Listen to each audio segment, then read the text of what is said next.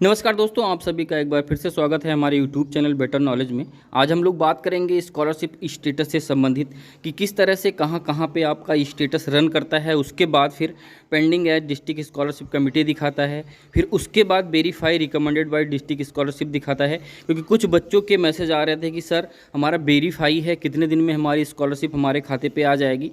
तो मैं उन्हें पूरी प्रक्रिया बताता हूँ कि आप फॉर्म भरने से ले करके वेरीफाई होने तक कहाँ कहाँ पे आपका फॉर्म रन करता है। तो आप हमारे चैनल पे नए हैं तो आपसे निवेदन है कि आप चैनल को सब्सक्राइब करें, वीडियो को लाइक करें, शेयर करें। आज हम लोग बात करेंगे स्कॉलरशिप स्टेटस से संबंधित।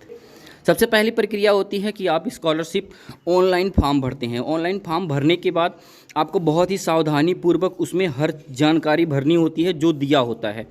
उसके बाद फिर आप आगे की प्रक्रिया करते हैं। जो सबमिट बटन होता है उस पर आप जब क्लिक करते हैं अपना पूरा फॉर्म भरने के बाद, चेक करने के बाद, तो वो फॉर्म ऑनलाइन ही आपके कॉलेज में चला जाता है जहाँ से आपने एडमिशन करवाया है, जहाँ से आप पढ़ रहे हैं। वहाँ पे जब डाटा चला जाता है तो आपको हार्ड कॉपी भी जमा करनी होती है अपने कॉलेज में। जो जानकारी आपने इसमें भरी है उसी की हार्ड कॉपी आपको अपने कॉलेज में पहुँचाना होता है। कॉलेज में जब आप हार्ड कॉपी पहुंचा देते हैं तो ऑनलाइन वो आपका डाटा चेक करते हैं।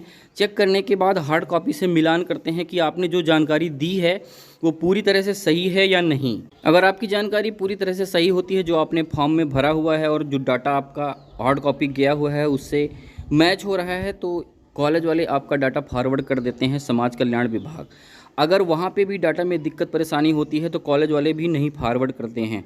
तो वो आपको बताना होता है कि कहाँ पे क्या सही है क्या गलत है। लेकिन अगर आपका डाटा सही पाया गया तो आपका डाटा फॉरवर्ड कर दिया जाता है कॉलेज से समाज कल्याण विभाग। फिर समाज कल्याण विभाग आगे की प्रक्रिया करता है। वहाँ से ऑनलाइन आपका डाटा फॉरवर्ड करने के बाद जो हार्ड कॉपी है वो भी समाज कल्याण विभाग भेजी जाती है। तो समाज कल्याण विभाग भी चेक करता है। चेक करने के बाद आपका डाटा अगर सही पाया जाता है तो pending at district scholarship committee आपके स्टेटस में शो कर देता है। और अगर आपके हार्ड कॉपी में कोई भी दिक्कत परेशानी होती है, जो आपने ऑनलाइन फॉर्म भरते वक्त दिया था उसमें अगर नहीं मिलता है, तो आपके स्टेटस में डुप्लीकेट इनकम सर्टिफिकेट दिखा सकता है, डुप्लीकेट मोबाइल नंबर दिखा सकता है, मार्क मिसमैच दिखा सकता है, या फिर अपलोडेड डाटा की वजह से दिक्कत दिखा सकता है, या फिर सीबीएसई यूपी बोर्ड वाला जो मिलता नहीं है वो दिखा सकता है। तो कई प्रकार से आपके स्टेटस में इस तरह से शो हो सकता है। तो समाज कल्याण विभाग की तरफ से इस तरह से आपका शो होता है। अगर पेंडिंग एट डिस्ट्रिक्ट स्कॉलरशिप नहीं शो होता है और उसमें duplicate mobile number, duplicate income certificate show होता है, तो समाज कल्याण विभाग आपको डाटा सही करवाने का मौका भी देता है, समय निकालता है, डेट आती है, फिर ऑनलाइन पोर्टल खुलता है, फिर आप उसको करेक्शन करवा सकते हैं। करेक्शन करवाने के बाद अगर आपका data pending at district scholarship committee show हो रहा है स्टेटस में, तो आप ये समझ जाइए कि आपका जो फॉर्म है वो प्रोसेस में है। बहुत ही जल्द आपका form verify recommended by district scholarship हो जाएगा। अब सबसे लास्ट प्रक्रिया जो होती है वो verify recommended by district scholarship committee होती है। इसके बाद फिर केवल आपकी स्कॉलरशिप की जो पैसे हैं वो केवल आपके खाते में भेजने होते हैं। इसकी बात की कोई प्रक्रिया नहीं होती है। वेरीफाई आपको करवाना होता है।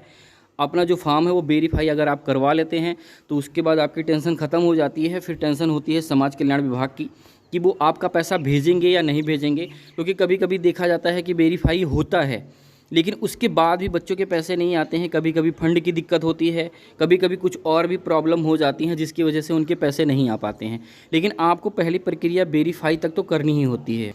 तो मैं आपको बताना चाहता हूँ कि वेरीफाई इस बार देखा गया था 2022 और 23 की जो स्कॉलरशिप फॉर्म भरे गए थे, तो कुछ लोगों के दिसंबर में ही वेरीफाई हो गए थे और कुछ लोगों के जनवरी में वेरीफाई हुए, कुछ लोगों के फरवरी में, कुछ लोगों के मार्च में हुए। तो इस तरह से काफ़ी बच्चों के इस तरह से स्टेप बाय स्टेप वेरीफाई होते गए। लेकिन जो दिसंबर में वेरीफाई हुआ था और जो मार्च में वेरीफाई हुआ था, उन लोगों की जो स्कॉलरशिप है वो एक ही डेट को आई थी। 25 तारीख से लेके 31 मार्च तक स्कॉलरशिप भेजी गई थी। तो जिनके मार्च में भी वेरीफाई हुए थे उनके मार्च में ही आ गए, और जिनके दिसंबर में वेरीफाई हुए थे उनके भी मार्च में आए। तो ये कोई भी निर्भर नहीं करता है कि आपका जो स्कॉलरशिप स्टेटस है वो वेरीफाई होने के तुरंत ही बाद आपकी स्कॉलरशिप आ जाएगी, ऐसा कुछ नहीं है।